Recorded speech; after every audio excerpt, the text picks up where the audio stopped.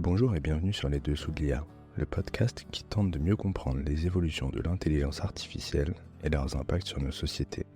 Bonne écoute.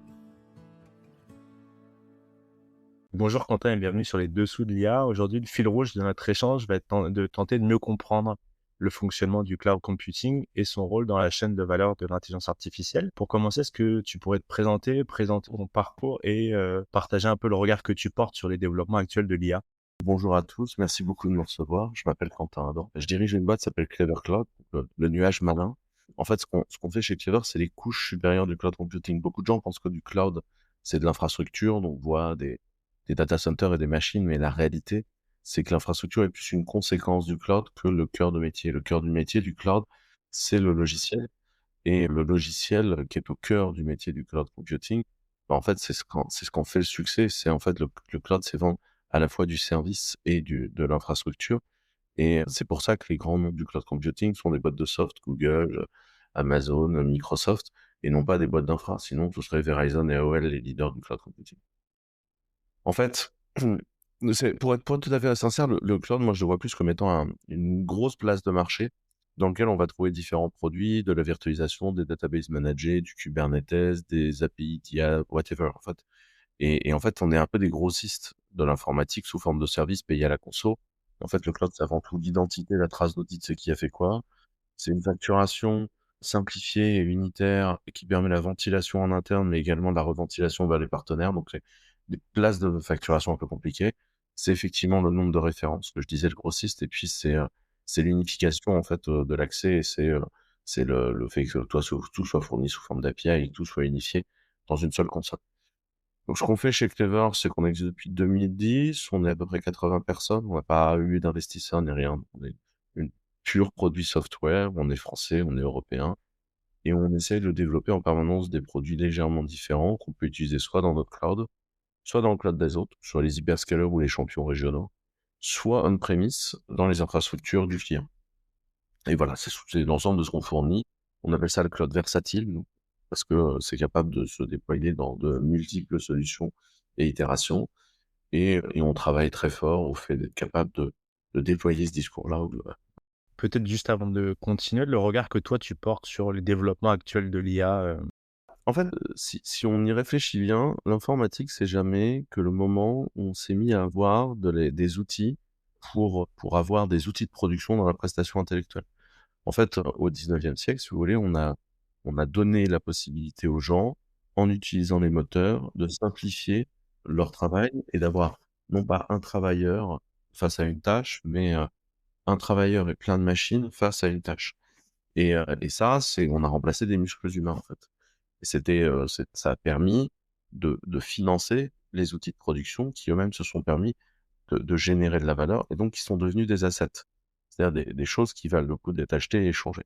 Ce qui a mené à la financiarisation des outils de production, les investisseurs, les banques de financement, et cetera, et tout le discours autour du capitalisme et de ce qu'est le capitalisme en tant que tel. Quand on a Si on réfléchit l'ensemble de ce modèle-là, sur l'ensemble de la chaîne, en fait, on se rend compte qu'on est dans un monde où, l'ordinateur, c'est quelque chose qui remplace des cerveaux humains.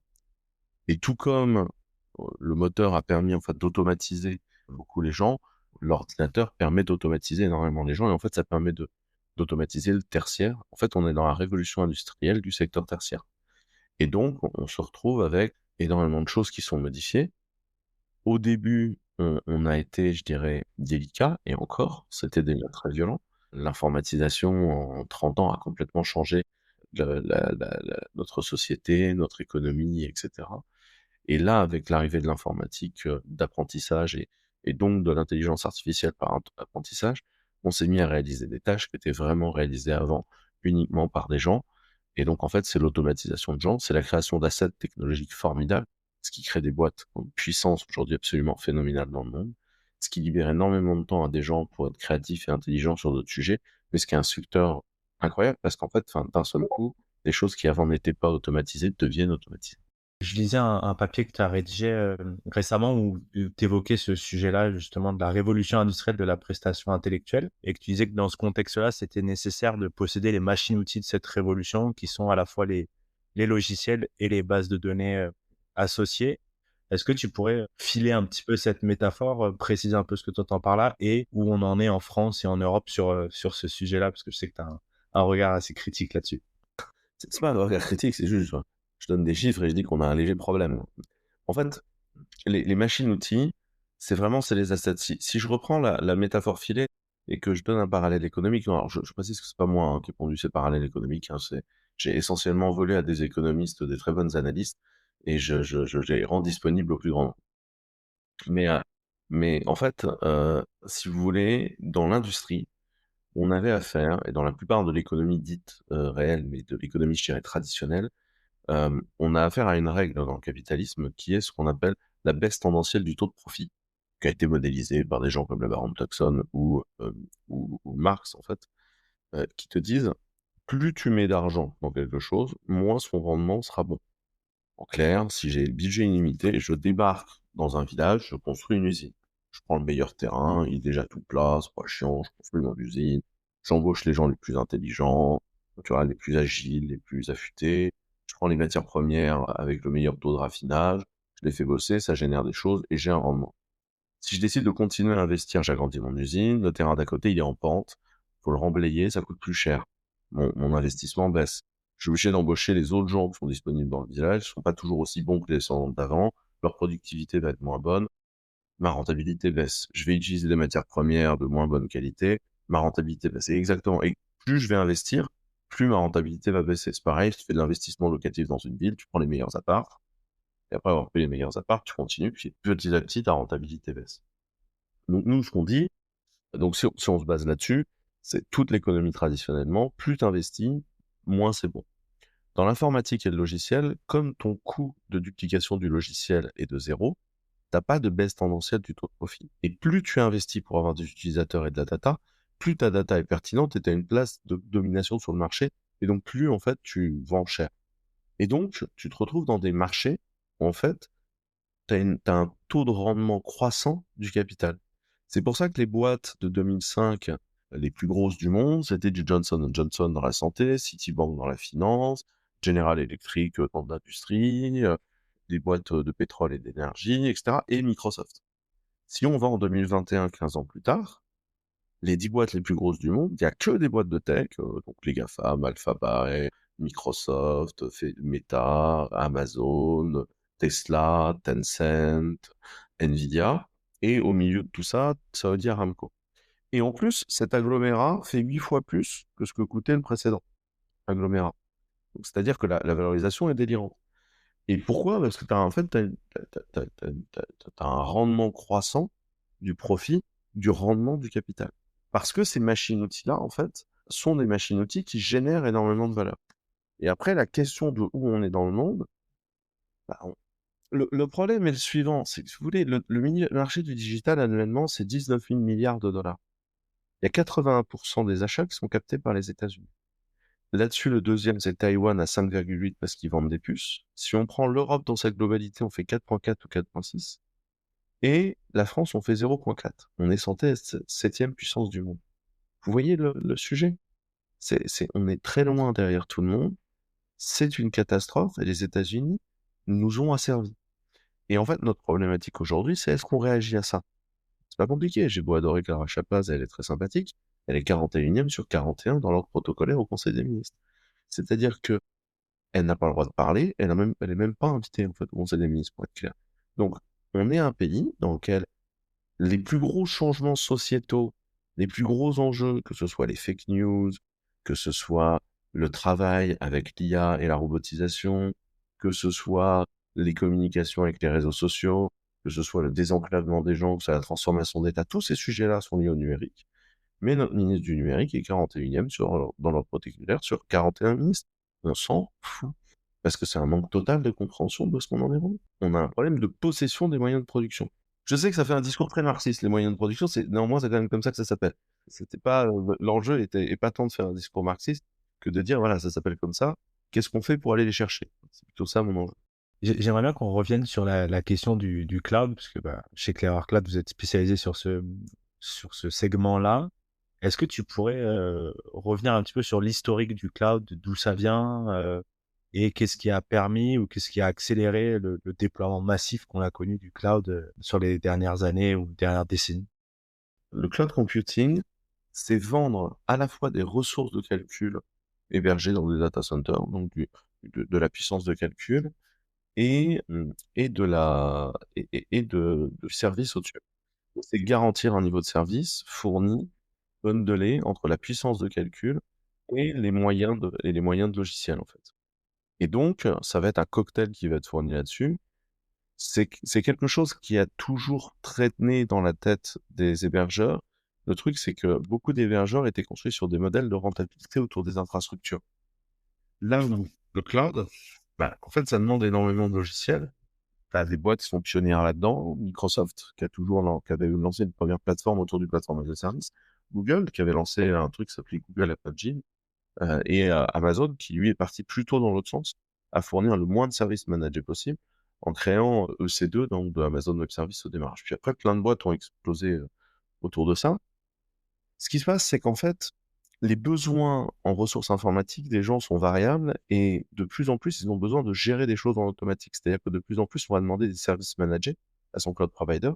Et donc, du coup, ça va être extrêmement problématique de gérer les choses à la main. Donc en fait, c'est l'automatisation, ça n'est jamais que l'industrialisation, la vision industrielle en fait de l'hébergement et de son administration par des gens en automatisant massivement ce qui est fait. Donc nous, on a toujours vendu, c'est comme ça qu'on s'est lancé plutôt sur des services managés chez Clever Cloud. Et puis, bah, du coup, depuis, on attend notre catalogue, mais c'est ce que fait chaque cloud provider. Et le catalogue, après, on va l'étendre soit en propre, soit en multiple. Et du coup, en travaillant avec plein de gens différents. C'est quoi les grandes dates clés, du cloud et de son développement? Oui, c'est un déploiement qui est en croissance depuis 2010. C'est à peu près 2010. En fait, quand on s'est lancé, nous, on nous expliquait que le cloud, c'était pas un marché. Quand le réseau des CCI et des incubateurs français t'explique que c'est pas un marché, c'est que tu es déjà bien à la bourre. Et donc, du coup, oui, c'est ça. On a lancé à peu près à ce moment-là. Je dirais pas qu'il y a des dates clés, je dirais que ça s'est fait progressivement. En fait, ça rencontre le besoin de gens. Le cloud, c'est avant tout des besoins qui sont satisfaits dans des entreprises qui ont besoin d'automatiser des choses pour que les choses se fassent, en fait. Et à un moment donné, bah, on va retrouver un certain nombre d'acteurs qui vont construire, des solutions qui vont permettre de faire croître ça. Mais je dirais pas que le cloud est arrivé du jour au lendemain.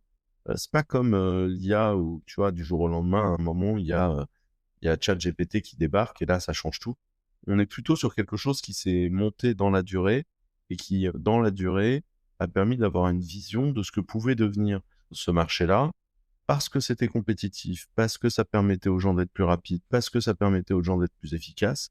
Alors, ça a triomphé, en fait, là où personne ne s'y attendait et progressivement, ça a pris des parts de marché avec une stratégie commerciale assez forte. C'est un marché qui s'est très, très, très, très, très, très, très vite consolidé. C'est un des marchés qui s'est probablement le plus vite consolidé dans le monde, parce qu'il n'était pas du tout mature quand il s'est consolidé. Et pour être tout à fait franc, c'est toujours pas un marché mature. Si on regarde, c'est un marché qui fait plus 50, plus 30, plus 50%, voire les plus mauvaises années, plus 20 par an. Donc c'est un marché dont la croissance est en fait assez délirante comparée à d'autres marchés. Ce qui fait qu'on se retrouve avec des modèles où aujourd'hui, quand on me dit: «Le cloud, c'est une affaire finie, vous gagnerez pas», je suis un peu genre: «C'est sympa votre histoire, mais la guerre, elle a pas eu lieu, en fait. Ça a pas commencé. On n'a pas commencé à se poser la question du cloud en vrai». Le cloud, c'est voilà, c'est un marché, il faut plutôt prendre le temps de le conceptualiser et de se demander où est-ce qu'on va, quoi. Et justement, par rapport à ça, tu le disais en intro que le cloud, on a souvent, tendance à le voir comme de l'infrastructure, mais que c'est surtout, enfin, en tout cas aussi et surtout du logiciel. Une conséquence de vendre du logiciel. C'est plutôt comme ça que je le définis, en fait. En fait, dans le cloud, ce que tu vends, primairement, c'est du logiciel. Pour le vendre, il te faut de l'infrastructure et donc l'infrastructure est une conséquence. Et donc tous les projets de cloud où on va chercher les opérateurs téléphoniques, et cetera, n'ont absolument aucun sens parce que eux, ce qu'ils vendent, c'est de l'infra et ils disent: «On va acheter le logiciel». Si on résume ce que j'ai dit juste avant, le data center et les serveurs, donc le serveur ça se rentabilise sur, 3 à 5 ans, ça se déprovisionne en 7. Le data center, c'est du bâtiment, on va dire que tu l'amortis en 15. C'est de l'économie, traditionnelle. Tu as un rendement décroissant du capital. Et de l'autre côté, tu mets dessus du logiciel. Ce logiciel-là a un rendement croissant du capital. Quand tu commences à faire des alliances où toi, tu prends le rendement décroissant du capital et tu te laisses à ton partenaire le rendement croissant du capital, il y a aucune chance pour que ça se passe bien. C'est complètement con. Donc tous les trucs à base de on va prendre du HPE et mettre dessus du VMware ou, on va prendre du je sais pas quoi et mettre dessus du, Microsoft HCI pour faire un Azure à la française à base de Microsoft, c'est structurellement pas brillant comme approche des choses. Ou si tu prends du Google Cloud ou du, Microsoft Cloud et que tu le mets au-dessus d'infra, et cetera, c'est pareil. Parce qu'en fait, tu laisses la partie très rentable à tes partenaires et toi, tu prends la partie dont la rentabilité va baisser dans le temps. Donc nécessairement, la relation va se déséquilibrer fondamentalement dans le temps. J'aimerais bien que tu parce qu'on en parle depuis tout à l'heure, mais que tu puisses expliciter un petit peu quelles sont les différentes couches, quand on parle de cloud, tu parlais de l'infra, de logiciel. Moi, j'avoue que c'est quelque chose que je connais pas bien. Toi, si tu devais expliquer simplement les différentes couches qui se superposent pour permettre, ce cloud? Alors, beaucoup de gens les ont vus comme des couches qui se superposent. En vrai, elles se superposent pas totalement. Souvent, en fait, tu fais des produits from the ground up. Mais globalement, si on fait simple, tu as des infrastructures hardware. Pendant longtemps, elles étaient très standards. De plus en plus, et avec l'arrivée du quantique, avec l'arrivée de nouveaux processeurs, avec l'arrivée de l'IA, on va avoir des infrastructures hardware de plus en plus variées et différentes. C'est ce qui fait la richesse de gens comme Amazon. Amazon, par exemple, c'est un truc qui s'appelle le projet Nitro, où toutes les machines sont équipées d'un truc qu'on appelle un DPU, qui est un truc que vous avez probablement jamais entendu parler, qui s'appelle le Data Processing Unit, qui est une capacité de calcul que tu mets entre ta puce, ton CPU et ton stockage et le réseau, et qui te permet d'optimiser tes I/O. En plus du fonctionnel que ça t'offre, en général, ça te fait énormément baisser la facture sur ton CPU et tu vas gagner 30 à 40 points d'efficacité sur, un processeur qui vaut 3 000 $ avec une puce qui en vaut, 350-400. Et donc du coup, c'est évidemment relativement très intéressant de faire ça parce que tu gagnes des sous en plus du fonctionnel. Donc il y a ça, c'est la plateforme hardware. Ce qu'on va vendre aux clients, ça va être, bah, d'abord ce qu'on appelle l'infrastructure de service, donc l'accès direct à des machines virtuelles. Mais après, ce qu'on peut vendre d'autre, ce sur quoi nous on est les meilleurs, c'est les services managés, donc du database as a service, du platform as a service, des services de plus haut niveau, puis ça va aller vers le SaaS. Et puis il y a plein de trucs entre les deux. Tu vas avoir le Kubernetes, donc tout ce qui est container, managé as a service, toutes les plateformes d'observabilité, des plateformes de data qui vont plus être des databases single tenant as a service, mais du multi-tenant partagé. Ça, c'est Snowflake, c'est Google Spanner, c'est Amazon Athena. Chez Clever Cloud, ça s'appelle Materia. C'est des services de data qui te permettent de concentrer les besoins de data de façon à faire baisser les coûts parce que tu as un service qui a été conçu pour massifier. Et puis, tu vas avoir du function as a service. Enfin, tu as de plus en plus de choses. Puis, tout en bout de chaîne, du logiciel quasiment en label to use. Chez nous, c'est du Kubernetes as a service. Chez Amazon, ça s'appelle Concerta ou SageMaker, etc. Et là-dedans, on va trouver tout ce qui va être faire tourner des API d'IA. Donc, soit des modèles pré-personnalisés par les gens, plutôt sur de l'infrastructure, avec des accélérateurs hardware. Et ça, je pense qu'on va y revenir un peu plus tard, sur la spécificité du hardware de l'IA. Mais, soit ça peut être juste des API qui te disent, bah, voilà, j'ai un fichier audio, j'aimerais en avoir du texte. Et ça, c'est derrière le comment ça tourne, pourquoi, dans quel sens, tu sais pas, et toi, tu payes au nombre de mots générés ou ce genre de choses par les systèmes d'API. Et donc ça, c'est un peu le modèle global du cloud computing. Ça va être de fournir des services de plus en plus surélevés et qui vont permettre aux gens de simplifier leur vie et leur gestion, de savoir qui a consommé quoi, et surtout de se décharger d'un travail qui est très chiant, c'est le maintien en condition opérationnelle. Parce que le but, c'est vraiment de fournir du maintien en condition opérationnelle automatisé. Et c'est vraiment nous, c'est la ligne directrice chez Clever. Quand tu fais de l'infrastructure as a service, bah, évidemment moins parce que, bah, c'est pas le cloud provider qui administre tes services, c'est toi au-dessus de leur système. Mais plus tu montes dans la stack, plus le but est effectivement de rendre abstrait et de simplifier la vie des gens. Je sais pas si je suis clair dans mon expression. Si, si, très clair. Tu as abordé le sujet, rapidement, mais j'aimerais bien que tu puisses, parler un petit peu plus de, bah, finalement, quelle place du cloud et de ces acteurs dans la chaîne de valeur de l'IA et peut-être plus largement dans la chaîne de valeur numérique parce qu'il y a pas que l'IA. En fait, l'IA, si on prend peut-être, si on explique un peu le sujet IA, en fait, l'IA pose des problèmes de calcul. C'est-à-dire que pendant longtemps, la capacité de calcul étant croissante, on a eu moins de problèmes de calcul. L'IA, en fait, utilise des modèles de calcul qui sont moins classiques. Et c'est pour ça qu'on s'est beaucoup servi des cartes graphiques, parce qu'en fait, ça permettait de faire des opérations sur les matrices. Et c'était des modèles de calcul qui étaient intéressants. Et si on fait faire ça par des CPU, c'est très lent et du coup, c'est vraiment pas agréable à utiliser. C'est pour ça que c'est souvent euh, ces modèles-là. Globalement, le calcul dans l'IA, il faut le diviser en deux. Soit tu fais ce qu'on appelle l'entraînement, c'est-à-dire le moment où on construit un modèle. C'est intensif dans un certain type de calcul. Soit tu fais ce qu'on appelle l'inférence, c'est le moment où tu utilises un modèle. Le moment où vous servez de ChatGPT, en fait, vous utilisez le modèle, vous lui faites faire de l'inférence.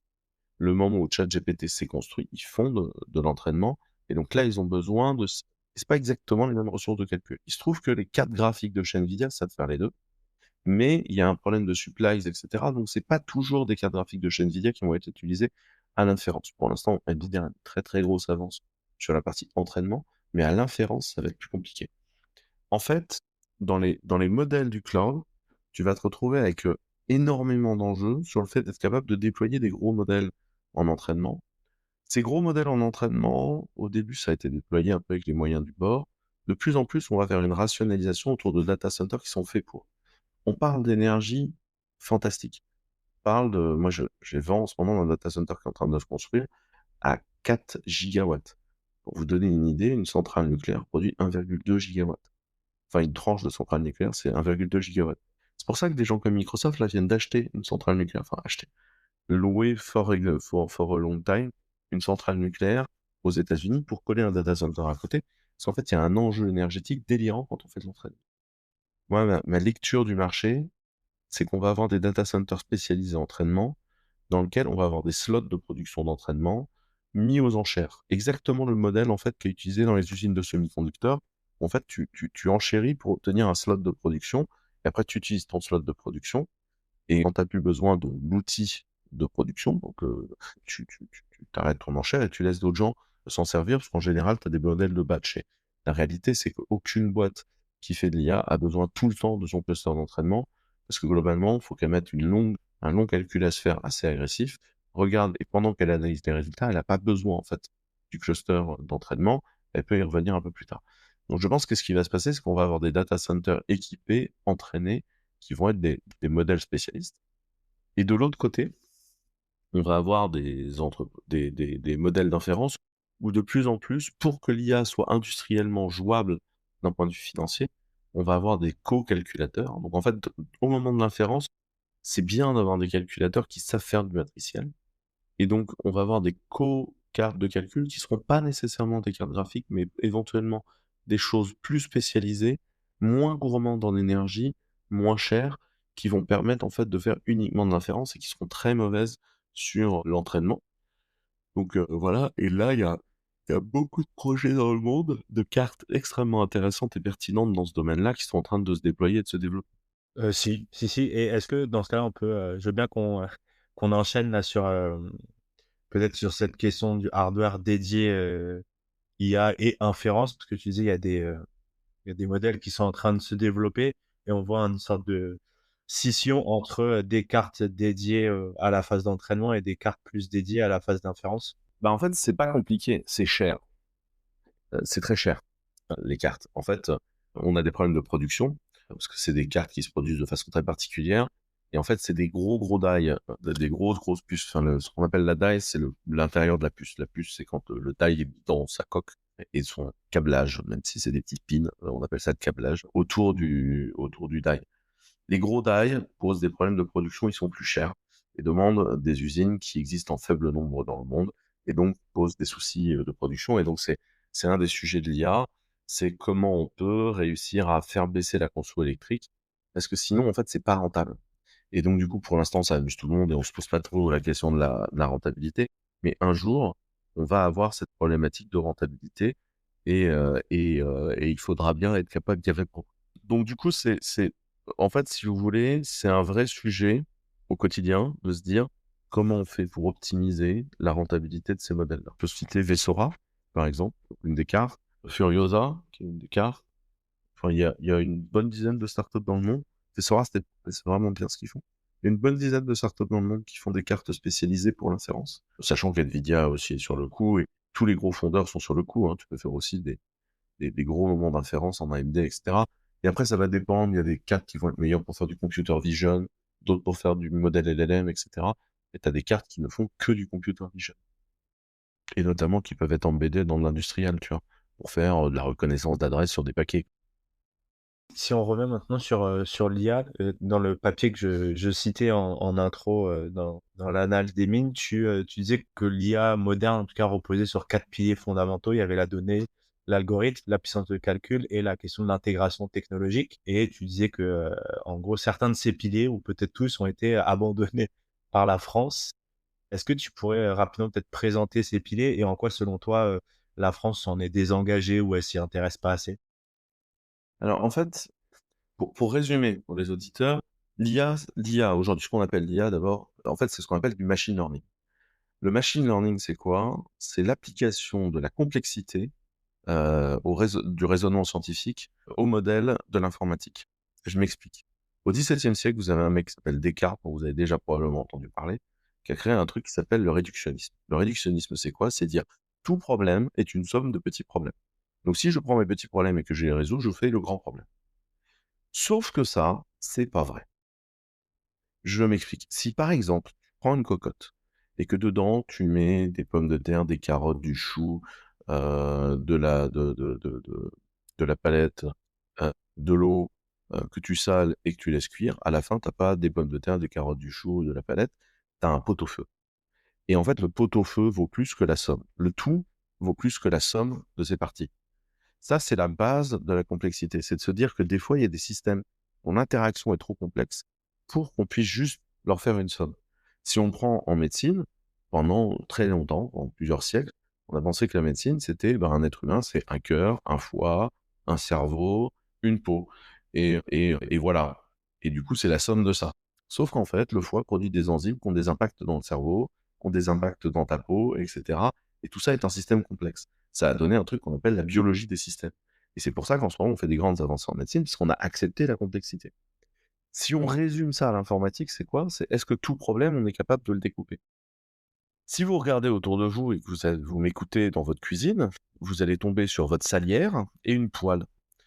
Toi, tu as une salière et une poêle. Est-ce que tu peux m'expliquer pourquoi visuellement la salière et la poêle sont différentes? Bah, je le sais que c'est différent, quoi. Je Exactement. En fait, la vision, c'est quelque chose qu'on a acquis, c'est pas inné, c'est acquis. Mais c'est quelque chose pour lequel on n'a pas de terme, même dans notre langage, pour expliquer comment ça marche. C'est-à-dire qu'en fait, quand tu nais en tant qu'enfant, tu as des yeux, c'est des capteurs, qui sont reliés à ton cerveau, et au fur et à mesure que tu vois, ça envoie des trucs à ton cerveau. Et au début, tu comprends rien à ce qui se passe.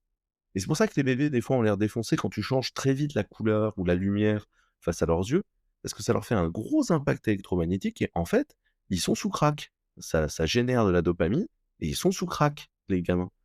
Et ils sont complètement pétés.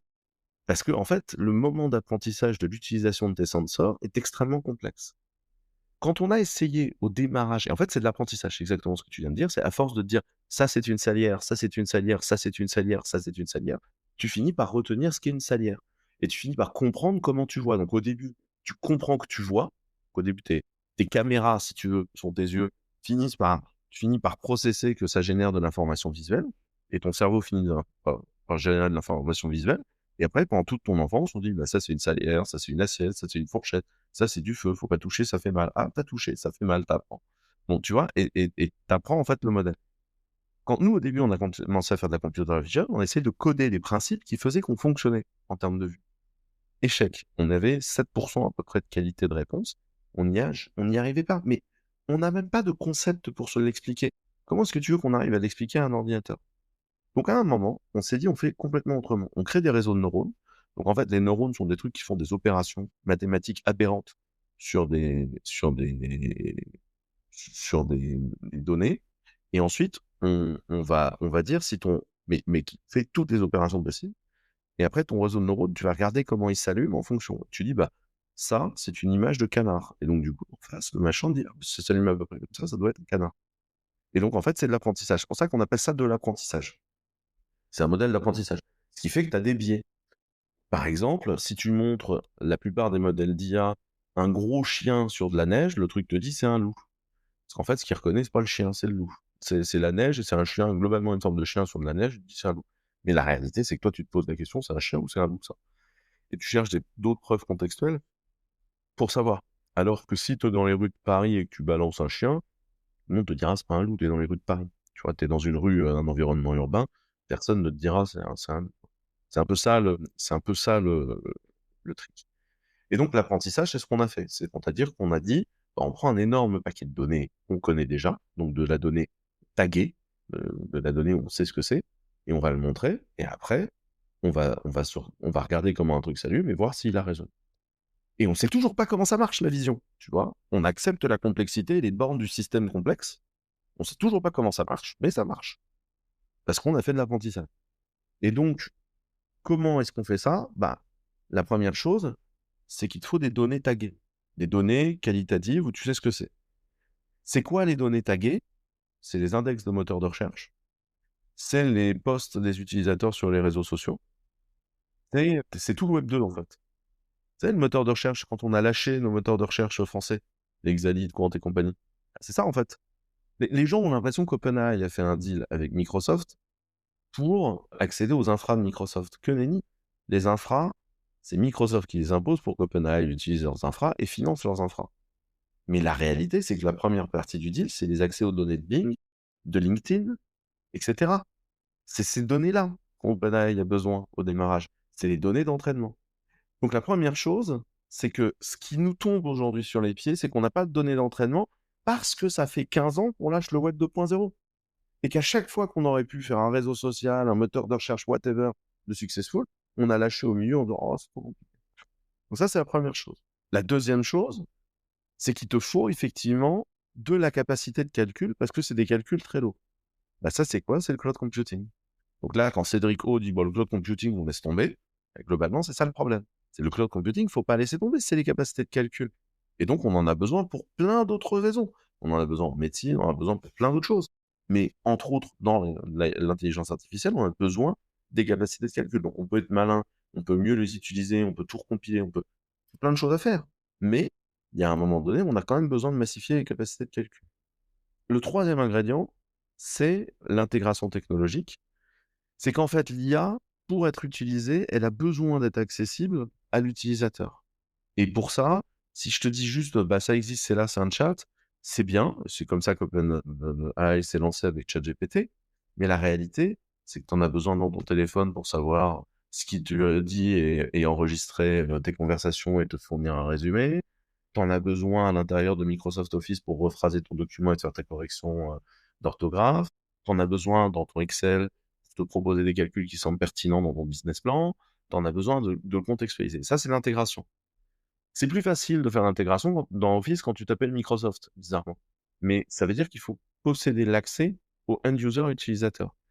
Ce que nous, on fournit chez Clever Cloud, là, ce qui est un produit qu'on lance, là, qui s'appelle Clever AI, c'est un truc qui permet à la fois aux développeurs d'unifier leurs endpoints d'API, mais également à tous les utilisateurs d'une entreprise d'utiliser leur login d'entreprise pour être capable de se connecter à un système qui te permet de partager des chats avec des collègues et de chatter soit avec OpenAI, soit avec Anthropic, soit avec des modèles Llama en interne, soit avec des modèles issus de Hugging Face, etc., avec un modèle d'accès, en fait, à l'utilisation de l'IA qui est intelligent et surtout l'accès, des fois, à un ensemble d'IA. C'est-à-dire que si, par exemple, tu veux un compte rendu de réunion, en fait, c'est pas une IA qu'il te faut.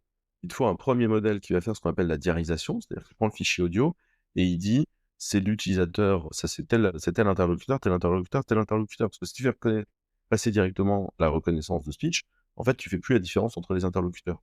Donc tu commences par faire la diarisation, ensuite tu fais passer la reconnaissance textuelle et parce que le truc sera toujours plus ou moins bancal, là, tu fais un sommaire et là, tu as une sonorisation de ta réunion un peu quali, un peu propre.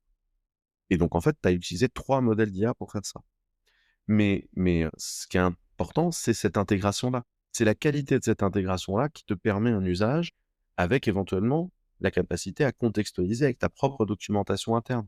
Par exemple, dans une entreprise donnée, tu vas utiliser des noms de projets, des acronymes, des machins, enfin, un vocabulaire propre à chaque groupe humain. Bah, la capacité à avoir donné des documents avant à l'intelligence artificielle disant: «Bah, il y a un tel projet qui existe dans la boîte et cetera, et c'est écrit comme ça» et cetera, fait qu'il va être capable de le détecter. S'il contextualise pas, il va être paumé, notamment sur tous les noms de projets internes. Donc ça, c'est très important, c'est l'intégration technologique. Et le dernier point, bah, c'est effectivement les gens capables de coder. Et là, dans l'école normale supérieure, globalement, tous les gros projets d'IA du monde, c'est des gens de l'école normale supérieure qui sont dedans. Donc, on a parmi les meilleurs mathématiciens, on fournit parmi les meilleurs ingénieurs en IA du monde et on ne rentabilise absolument pas cette opération-là. Et ce qui est bien, c'est qu'on a tout payé leurs études avec l'argent public. Donc, comme ça, c'est génial. On dépense de l'argent à former des gens qui rapportent du rendement à d'autres boîtes. En dehors des choix politiques, qu'est-ce qui explique un petit peu qu'on ait abandonné ces différents piliers ou qu'on n'arrive pas à créer des acteurs suffisamment solides pour, Il y a plusieurs notions. En fait, il y a un premier problème qui est dans la classe dirigeante du pays. Les mecs ont vu Matrix, tu vois, il y a un monde virtuel, un monde réel, et c'est séparé. Le truc, c'est que là, tous les deux, on se parle, ok, à travers un ordinateur. On se connecte virtuellement, certes, mais enfin, toi, t'existes, t'es un être humain. C'est pas virtuel, notre discussion, elle est pas virtuelle, elle est pas liée à un monde virtuel. On n'est pas dans un jeu, on n'est pas dans un MMORPG, tous les deux à se parler. Là, on se parle, on est des êtres humains réels qui parlons d'un sujet réel, qui est le changement actuel de la société, du travail, de tout, quoi. Et donc, il faut arrêter de diviser les deux. La première chose, c'est que l'informatique, c'est pas un truc un peu marrant. C'est une chaîne de valeur entière, industrielle, complexe, qui est en train de bouleverser notre société. Ce fait-là, il n'a pas été compris. Les gens ont vu Matrix, ils se sont dit, monde réel, monde virtuel, ouais, c'est très bien, on va continuer à produire des caddies ou des voitures de façon industrielle. Sans comprendre qu'en fait, l'informatique, vu que c'était le remplacement du cerveau humain, allait s'infiltrer partout dans notre société.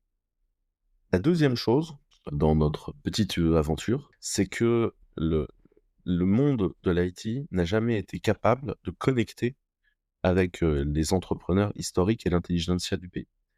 Parce que les mecs étaient mal habillés et qu'en France, il faut bien s'habiller pour être pris au sérieux, parce que ça fait partie des codes du pouvoir, parce que les mecs avaient pas le bon vocabulaire, parce qu'ils n'avaient pas les bons réseaux, et parce que personne n'avait envie d'écouter des développeurs leur expliquer le monde, parce que les gens ne sont pas assez patients.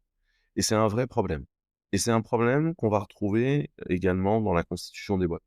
Il n'y a qu'un seul point commun entre Steve Jobs, Eric Schmidt, Bill Gates, Paul Allen, Mark Zuckerberg, Elon Musk. Il n'y a qu'un seul point commun entre tous ces gens. C'est que des techs. Il n'y en a pas un qui soit pas un tech. Steve Jobs, il a fait son premier oscilloscope à 12 ans. Lui, avec ses petits doigts. Il a écrit 2 systèmes d'exploitation. Il codait des jeux en soudant des composants sur une plaque. C'est un très bon dev et un très bon électronicien. Eric Schmidt, tout le monde pensait que c'était le vieux commercial qui était devenu aider les deux petits jeunes. C'est pas vrai du tout. Eric Schmidt, il a un PhD en computer science de Berkeley et il a écrit une librairie qui s'appelle Lex, qui est installée sur ton ordinateur, sur le mien, sur mon téléphone, sur la totalité des trucs. C'est un très gros contributeur à l'intelligence qu'est l'open source aujourd'hui, Eric Schmidt. Donc, c'est pas du tout, en fait, c'est que des techs. En France, la French Tech, dans les cofondateurs, je te parle même pas des dirigeants, dans les cofondateurs, t'as 15% de tech. Donc, il y a un premier problème, c'est on fait diriger les projets tech par des pas tech. Et tu vois, des projets comme Andromède, CloudWatt, Numergy, tous ces machins-là de cloud, pas compliqué, tu mets des comptables à la tête, ça se plante. Et j'ai surtout pas envie d'être désagréable avec des gens. Je suis en plus plutôt quelqu'un de sympathique, il n'y a pas de sujet, mais tu vois, aujourd'hui, sur d'autres sujets connexes, Ariane Espace, on avait le meilleur lanceur en Europe, tu vois, on avait pris la place du marché du lanceur en Europe. Il y a à peu près 10 ans, on a mis à la tête de ce mec, de cette boîte-là, un mec passionnant, génial, extrêmement politique, qui est agrégé d'histoire. Voilà, de l'autre côté, vous avez Elon Musk. On peut penser ce qu'on veut de ce bonhomme, mais quand il prend un sujet techniquement, il sait de quoi il parle. Il bosse dessus et c'est un ingé. Et à un moment donné, c'est un vrai sujet. C'est comment on fait pour créer des boîtes où en fait, enfin voilà, faut avoiner, faut qu'on soit capable de les suivre, quoi. Et ça, voilà, c'est un des gros sujets qui est un sujet démographique où on n'a pas mis les bonnes personnes en place. Et là, aujourd'hui, on rame en disant il faudrait qu'on passe à 30% de cofondateurs qui soient des cofondateurs techniques, mais ça reste encore un problème. Donc ça, c'est un deuxième problème, c'est une démographie qui est pas la bonne sur les entreprises.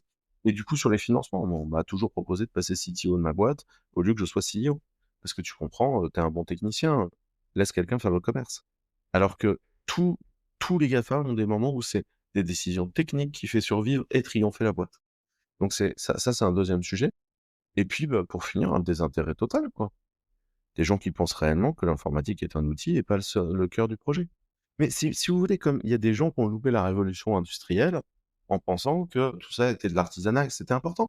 Et même en informatique, je passe mon temps à me prendre la tête avec des développeurs qui me disent: «Oui, mais j'ai envie d'écrire tout mon code moi-même parce que tu comprends, il est bien craftsmanship, il est bien fait, il est machin, je sais ce que je fais».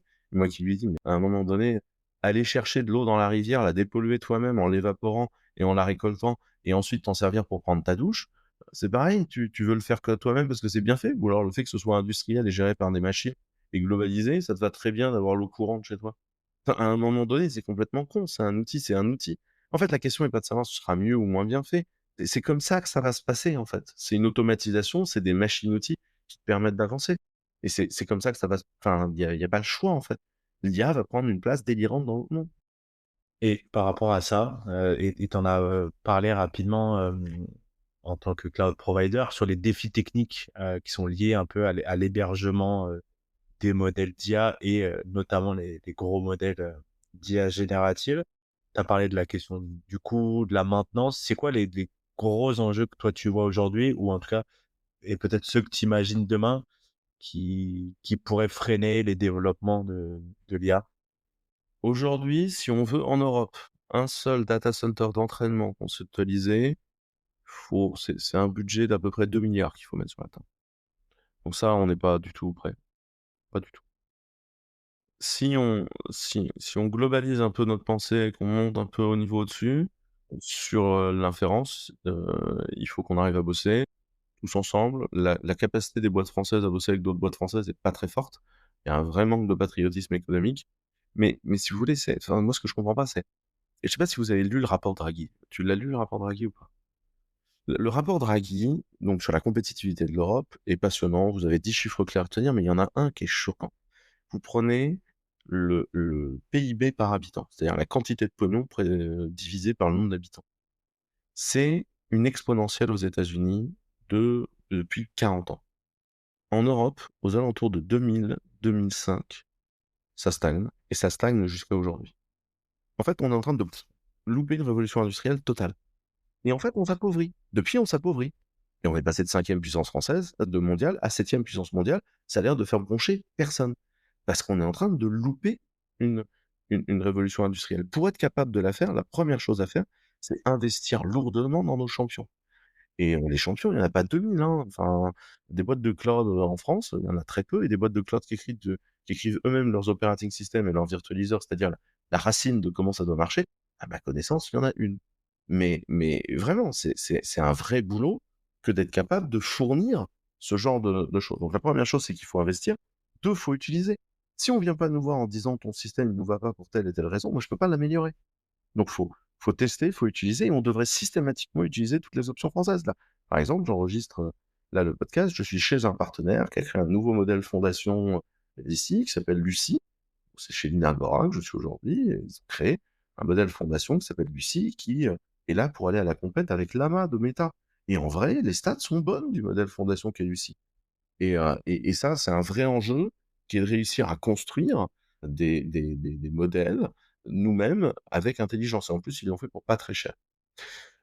Et puis, bah, ensuite, c'est pas très compliqué, hein. Faut arrêter de faire des boîtes de services et faire des boîtes d'assets. Tant qu'on n'aura que des boîtes de services en France, on est mort. Parce qu'à un moment, ce qui rapporte de l'argent, c'est les boîtes d'assets et pas les boîtes de flux.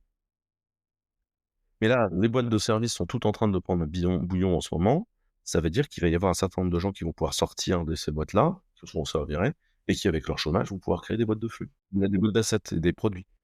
Et justement, toi, c'est quoi sur ces boîtes d'assets, c'est quoi les secteurs, qui te semblent clés où il faudrait, que la France ou l'Europe investissent lourdement, ou en tout cas qu'on crée des boîtes dans ces secteurs d'activité ou dans ces domaines? En fait, on a déjà des boîtes. Tu vois, sur le CPU, on a une boîte qui s'appelle Sidepearl. Ce qu'ils font, c'est très bien. Il suffit juste de leur filer du pognon pour qu'ils avancent. Ils avancent déjà, hein, mais il suffit juste de leur filer du pognon. Tu veux que Vessora aille plus vite et gagne 6 mois, parce qu'aujourd'hui, la vélocité dans le business, c'est le sujet le plus important. T'investis dans Vessora. Tu veux que Clever Cloud règle les problèmes qu'on a, nous, tu vois, on fournit les KMS de l'État, on fournit énormément de produits, mais on a encore des produits qui manquent. La réalité, c'est que chez moi, si demain tu me proposes de l'argent et que je suis capable d'embaucher 50 développeurs de plus, personne se marchera sur les pieds et ça avancera très bien. Donc, faut investir dans tes champions locaux. Quand l'État passe son temps à acheter du cloud américain, bah, pendant ce temps-là, nous, on fait comment, quoi? Donc, on se développe. Je m'en fous, je double tous les ans. Dans le contexte qu'on vit, je connais bien plus d'une boîte qui serait ravie d'avoir les chiffres de Clever. Mais la réalité, c'est que si vous voulez qu'on investisse en vélocité, bah, il faut nous donner les moyens de se développer et d'aller très vite. Et ça, c'est un sujet qui est important. Dans le contexte, actuel où on a des problématiques quand même de dérèglement climatique qui sont de plus en plus, importantes et on tu parlais de Amazon qui privatise une centrale et on se rend compte à quel point les modèles Microsoft, pardon, et à quel point les larges, language models sont énergivores, enfin toute cette problématique d'accès aux ressources. Ouais, l'élec, hein. Si tu pas en Allemagne à produire ton élec et le rendement à 18 en brûlant de la houille, ça va, hein, tu vois? L'élec nucléaire, il y a pas de CO2, hein. Les économies sont monstrueuses de ce que tu fais grâce à l'IA. Les économies dans d'autres domaines sont monstrueuses. Je rappelle, hein, parce que les gens l'oublient, mais en France, ce qui coûte cher en CO2, c'est un la thermie des bâtiments, donc le froid ou le chaud dans ton bâtiment, parce que nos bâtiments sont mal isolés. Donc ça, c'est un bon 35 quand même du CO2 qu'on produit en France. Et ensuite, c'est la logistique et le transport individuel en voiture et donc tout le routier. Ça, c'est un bon 30-35 aussi. Donc là, tu as 70 du CO2. L'agriculture et la et l'industrie font chacun globalement 10. L'agriculture, je rappelle, on est pays net exportateur et sur l'ensemble de la bouffe, ça va. L'industrie, chez nous, c'est essentiellement qu'on n'a pas beaucoup d'industrie, mais on a des gens qui font des efforts parce qu'on a beaucoup de normes, donc ça avance plutôt bien. Et après, tu vas trouver, l'avion, le numérique, tout ça, mais qui sont dans des fractions, en fait, polyémiques dont on se fout. Le seul vrai problème de notre vie, c'est la thermie des bâtiments et la bagnole. Et la thermie des bâtiments, on sait exactement quoi faire. En plus, ça générerait d'emplois. Il suffit d'isoler les baraques, hein. Enfin, c'est pas très compliqué comme situation, hein. C'est pompe à chaleur, isolation, pompe à chaleur, isolation. Le transport routier, bah, c'est pas très compliqué, c'est l'électrification des bâtiments. Enfin, l'électrification des usages en direction de la voiture électrique pleine balle. Alors après, le fait qu'on n'ait pas été foutu de dire on va construire un vrai constructeur de voitures électriques alors que ça fait 30 ans qu'on dit qu'il va falloir faire une conversion à l'électrique, je sais pas trop quoi vous dire. Moi, il y a un moment, je sais pas quoi faire, hein. Enfin, c'est les gens n'ont pas vraiment les échelles en tête, mais je vais vous donner le point de vue d'un ingénieur sur la voiture électrique, ça va aller hyper vite. Un moteur thermique, c'est un rendement. Quand vraiment tu l'as optimisé, boosté, réglé, ça a 27 de rendement. C'est-à-dire qu'il a 27 de l'énergie qui fait avancer la voiture. Tout le reste, c'est de la dispersion thermique, du frottement, du machin, etc. C'est de la merde. Ça, c'est produit 100 d'énergie, tu utilises 27. Une bagnole électrique, un rendement, le moteur électrique, c'est 99,7. Voilà. Donc déjà, pour, pour faire avancer une voiture, tu fais avancer 3 voitures électriques avec l'énergie d'une voiture thermique. Ensuite, une voiture thermique, c'est énormément de pièces et énormément d'usure. Une voiture électrique, c'est très peu de pièces, très peu d'usure. D'un pur point de vue technique, c'est assez simple, en fait, une bagnole électrique. C'est une grosse trottinette avec des roues, avec 4 roues. Et c'est très simple, en fait, comme truc. C'est pour ça coûte moins cher en entretien, etc. Et donc, en fait, construire des bonnes voitures électriques, c'est pas très compliqué.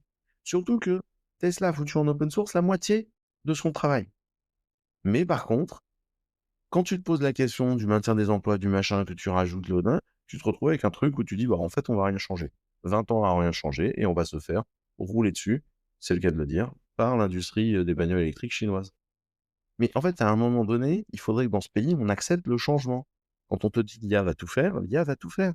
Ouais, c'est hallucinant.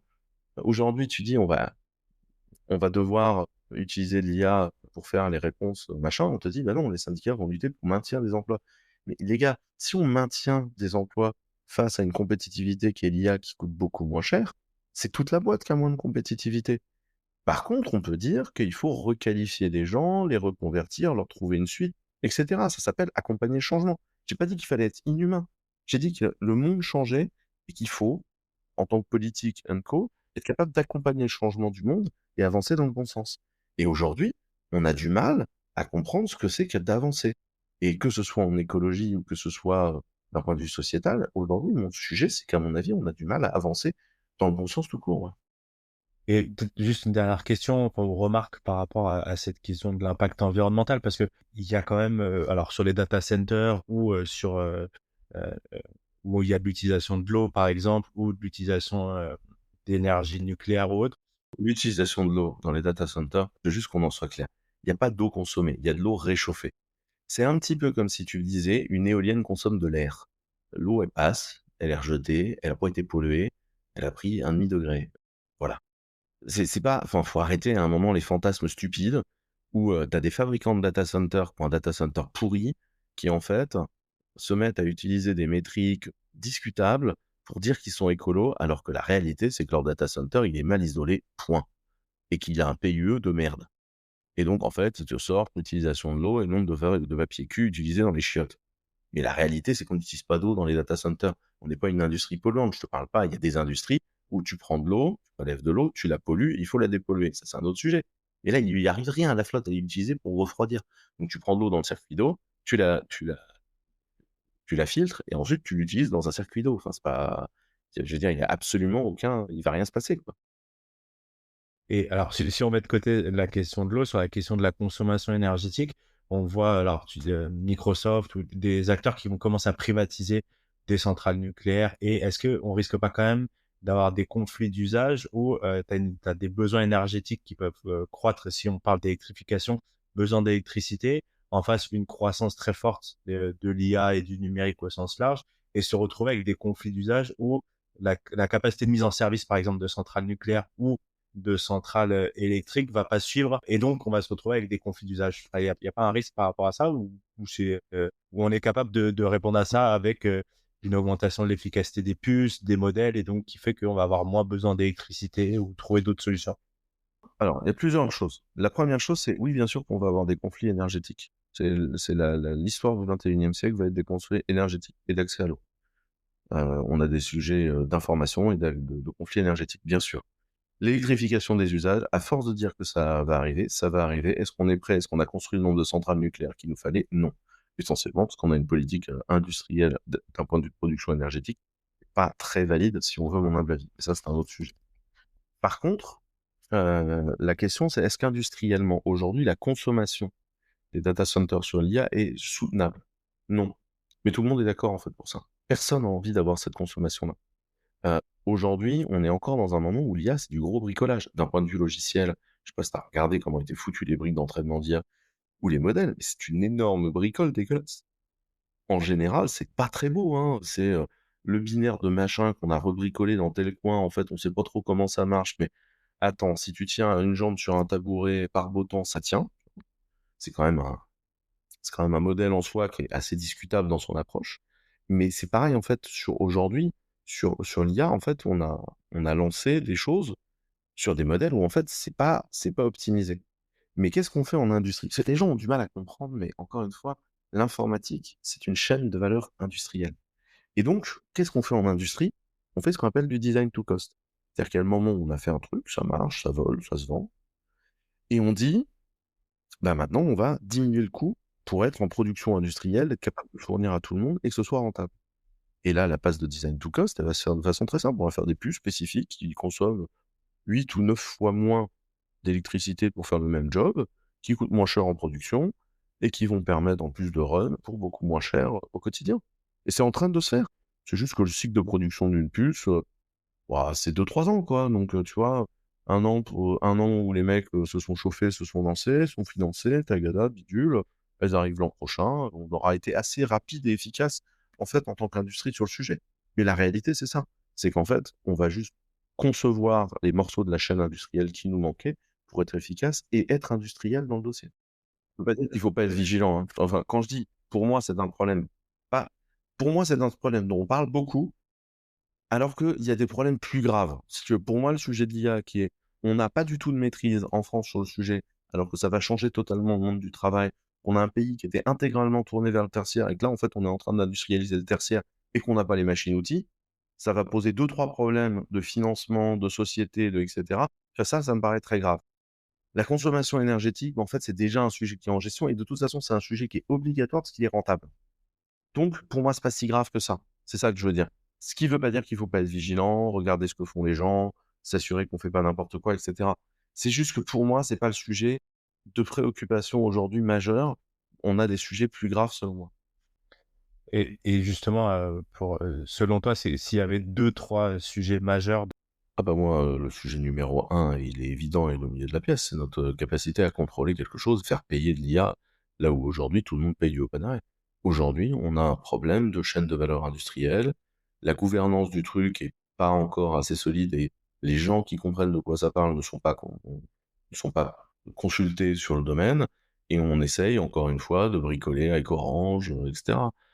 Prenons les gens qui ont loupé internet pour leur demander comment faut faire, pour l'IA. C'est 40 ans plus tard, c'est la même philosophie de boîte. Donc, c'est à un moment donné, il faut quand même qu'on soit clair. Il y a un moment, il y a des boîtes, c'est des très larges organisations, c'est pas elles qui changent le monde. Les organisations qui changent le monde sont des petites organisations agiles. Il faut arrêter d'aller voir les très grosses boîtes en disant: «Mais qu'est-ce qu'on fait là-dessus?» C'est pas elles qui vont changer le monde. Il faut aller voir des boîtes, de, des fois 10 personnes. Tu vois, aujourd'hui sur l'IA, si tu veux savoir, c'est moi les gens que je regarde aujourd'hui sur l'IA, tu as ZML.ai et le framework de build, de l'IA qui permet de changer l'underlying d'exécution de ton truc et qui industrialise les builds de l'IA en faisant un truc bien propre. ZML Pertinent, c'est une boîte de moins de 10 personnes à Paris, gérée par un mec qui s'appelle Steve Morin. Tu as, Claude Appim qui fait, la brique d'accession avec laquelle on a travaillé en IA, qui permet, tu vois, de savoir, quel modèle on tape, quand, pourquoi, dans quel sens, en utilisant du LangChain pour faire la reverse proximation, et cetera. Ça, c'est Mathieu Ancelin qui fait ça, qui est un mec brillantissime, qui est posé à Poitiers. La boîte fait 3 personnes. Voilà, lui, il va te dire, qui consomme quoi, pourquoi, quand et dans quel sens. Ça, c'est un mec qu'il faut consulter quand tu prends des politiques d'IA. Pourtant, c'est un dev, un peu barbu, très timide, gentil, comme tout, voilà. Donc lui, bien sûr, on lui pose jamais la question. Je dirais Michel Marimaudet chez Linagora qui a monté Lucie avec la communauté OpenLLM. Ils ont fait un moteur, complètement, ils ont fait un vrai IA open. Pas Llama qui est entraîné et qui t'est donné, mais un truc où on te dit la recette de cuisine pour entraîner l'IA, c'est ça, les données de départ de l'entraînement, c'est ça, le résultat de l'entraînement, c'est ça. Un truc où les sources, tu vois, au sens, ce qui provient, tu vois, enfin, ce qui est la provenance de, est open. Et donc ça, c'est OpenLLM et ça marche, enfin, voilà, Michel Marie, chez Niagara, fait des choses comme ça. Aujourd'hui, j'interrogerais des gens comme Khaled de chez Vessora, qui est le mec qui construit les choses de chez Vessora. J'interrogerais Philippe Noton de chez Cyperl, qui construit des processeurs et qui est capable de t'expliquer comment on devient indépendant en termes de semi-conducteurs en Europe, notamment sur les supercalculateurs grâce aux processeurs de chez Cyperl qui sont construits. Tu vois, j'ai un certain nombre de gens comme ça qui sont des vrais spécialistes à proposer et qui sont, à mon humble avis, extrêmement pertinents à mouiller dans le domaine et à structurer. La boîte de Lumria aussi qui a été lancée, bah, avec Yann Lechel, Probable. Grosse réflexion là-dessus. Je sais pas s'il est déjà passé dans ton podcast, mais C'était le premier. J'ai eu la chance d'avoir Yann en première invité. En plus de ça, et pour conclure là, enfin, moi, ce que je comprends, c'est consulter des vrais experts, des vrais techniciens pour éclairer un peu les choix qu'on pourrait faire. Si tu avais d'autres pistes à proposer pour justement renforcer cette souveraineté technologique ou cette capacité à être plus autonome, tu penses ce serait quoi les deux, trois leviers les plus prioritaires ou ceux qui permettraient vraiment d'accélérer les choses? bah, encore une fois, il faut accélérer les boîtes qui sont déjà en train d'avancer, hein. Tu prends celles qui ont déjà des produits qui avancent. La question, c'est tu poses la question à Steve Morin, il te faut quoi pour diviser par 2 tes temps de release? Tu vois? Tu poses la question à Khaled, il te faut quoi pour, tape out plus vite? Tu vas voir Philippe Noton et tu lui fais: «OK, apparemment vous avez des problèmes de pour terminer le tape out du truc», ce qui est parfaitement légitime, hein, il y a aucun problème, chez eux. Comment on fait pour diviser par 2 votre temps? Et en fait, c'est toujours ça la question qu'il faut poser et donc la question, c'est comment on relance, des plateformes de marketplace. Nous, on va bientôt faire une grosse proposition sur les plateformes de workplace, pour, faire avancer les sujets et la question, c'est comment on arrête de tirer dans les pattes en tant que Français des initiatives. On peut penser ce qu'on veut de certaines initiatives, des trucs comme Quant et compagnie, mais je veux dire Quant, au moins, les mecs essayent de construire un index de moteur de recherche. Si on a un index de moteur de recherche, alors on peut générer des données d'entraînement d'IA. C'est aussi con que ça, en fait, en plus d'avoir la main sur les moteurs de recherche. Après, est-ce qu'aujourd'hui, réussir à trouver la rentabilité dans le moteur de recherche pour utiliser son index pour faire une IA qui va concurrencer ton moteur de recherche? Pas facile, mais c'est un peu le problème d'être systématiquement à la bourre sur la chaîne de valeur industrielle. Mais pour moi, il faut refonder un conseil industriel de l'IT et dire: «OK, quels sont les sujets où on a laissé tomber?» Faut arrêter de voir des vagues, en fait. Moi, c'est très souvent, ça me fait péter un câble, ça. On me dit: «On a loupé telle vague, on prendra la suivante», comme si on était tous des surfeurs en Californie, le cul dans l'eau et on se dit: «Oh non, pas cette vague, c'est pas grave». Le web 2.0, l'information, les gens qui se parlent non-stop et qui racontent leur vie sur internet, bon, ça va pas être important ça. Ça aura aucune incidence sociétale, on s'en fout. Le moteur de recherche, le truc qu'indexe le web, l'endroit où il y a toute la connaissance humaine, non, mais ça, on va l'acheter à l'extérieur, c'est pas important, pas. Et tu vois, à chaque fois, ce qui manque aux gens, c'est des histoires de 10 millions, 20 millions. Tu vois ce que je veux dire? Regarde le chiffre d'affaires que Microsoft fait en Europe à l'année, on parle en dizaines de milliards. Tu vois, il y a un moment, faut se poser 2 minutes et se poser des questions.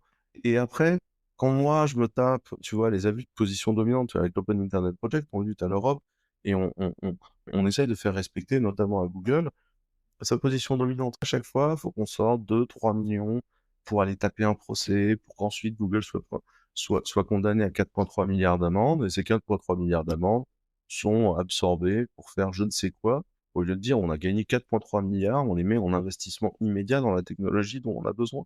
C'est ça aujourd'hui où ça a l'air de choquer personne, qu'on soit en dépendance totale d'un partenaire, d'où quand les élections sont finies, on vient de se rendre compte qu'on n'a pas le droit de vote en fait aux États-Unis et qui sont prêts à élire un malade mental. Enfin, réveillez-vous les gars. Enfin, c'est comme ça depuis longtemps, quoi. Alors, par ailleurs, hein, le discours est positif. Hein, les technologies sont cool. Et puis, si vous n'avez pas encore commencé à jouer avec l'IA, faites-le. Si vous êtes développeur et que vous n'avez pas de compte Hugging Face, il y a un problème. Et si vous considérez que l'IA c'est tricher, vous avez tort. Vous avez extrêmement tort. Parce que la réalité, c'est que c'est un nouvel outil et que cet outil-là, vous en avez besoin. Parce que si vous ne vous en servez pas, en fait, d'autres le feront à votre place. Donc, changez votre état d'esprit sur le sujet et avancez dans le bon sens. Il y a énormément de choses hyper cool à faire et l'open source est omniprésente dans l'IA. Il y a des choses incroyables à faire aujourd'hui. Merci Quentin pour ça. Et puis j'espère à bientôt alors. L'épisode est maintenant terminé. J'espère qu'il vous a plu. N'hésitez pas à le partager autour de vous et à vous abonner au podcast pour écouter les prochains épisodes. À bientôt.